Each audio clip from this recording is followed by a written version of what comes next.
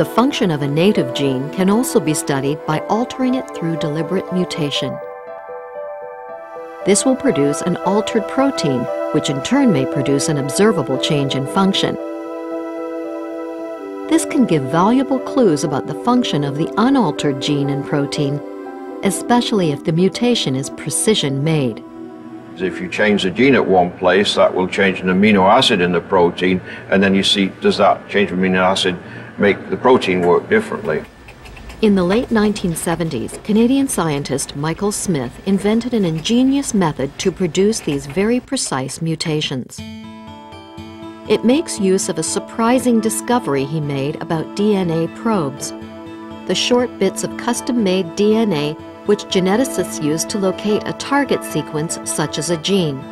The single-stranded probe bonds to its single-stranded target because their opposing base pairs match up with each other according to the base pairing rules.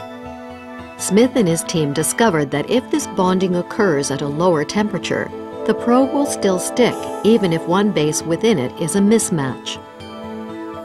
Using this mutated probe as a primer and the target strand as a template, he was able to produce a complete strand containing this one-letter difference.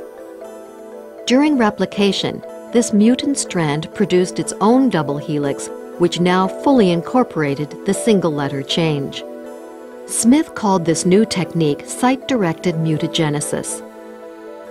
This precisely altered gene could then be inserted back into its host cell, usually a simple model like a yeast, to express its slightly altered protein.